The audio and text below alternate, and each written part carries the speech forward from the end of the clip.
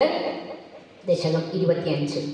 മംഗളം സ്തംഭനിഭായ മംഗളം മൃത്യുമൃത്യവേ നരസിംഹായ മംഗളം ഹിരണ്യകശിപും ഹത്വാ ദൈത്യേന്ദ്രം ദേവകണ്ഠകം ജഗദ്രക്ഷണധുര്യായ ജഗദ്ബീജായ മംഗളം പ്രഹ്ലാദസ്തുതി സന്തുഷ്ട പ്രസന്നനിജമൂർത്തയേ വരദാഭയഹസ്തായ വരദായ ച നഗരേ ശത്രുകാരിണേ തീക്ഷ്ണദംഷ്ട്രായ തന്മായ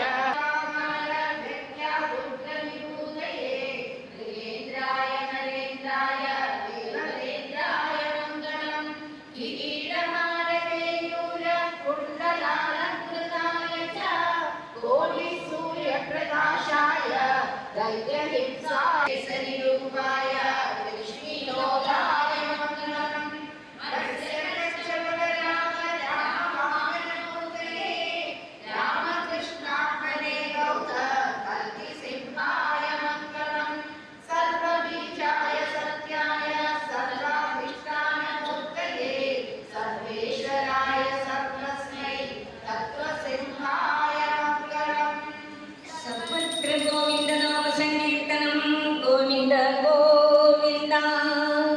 അടുത്ത കഥ ദശകം 26. ഭഗവാൻ സ്വന്തം ഭക്തനെ ഒരിക്കലും കൈയൊഴിയുകയില്ല.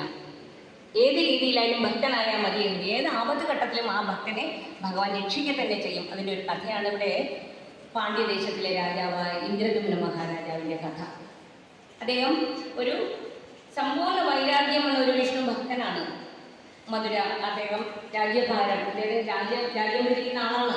ആ രാജ്യഭാരം തൻ്റെ ഭക്തിക്ക് ഒരു തടസ്സമാണ് എന്ന് കണ്ട് അദ്ദേഹം ആ രാജ്യഭാരത്തിനെ ഉപേക്ഷിച്ചുകൊണ്ട് മലയ പർവ്വതത്തിൻ്റെ ഒരു ആശ്രമം ഉണ്ടാക്കി അവിടെ തൻ്റെ ഭാര്യയോടൊപ്പം ഭഗവാനെ സേവിക്കാൻ തീരുമാനിച്ചു. അവിടെ അങ്ങനെ ആ ആശ്രമത്തിൽ വെച്ച് ഭാര്യയും രണ്ടുപേരും കൂടെ തമ്മിൽ ഭഗവാൻ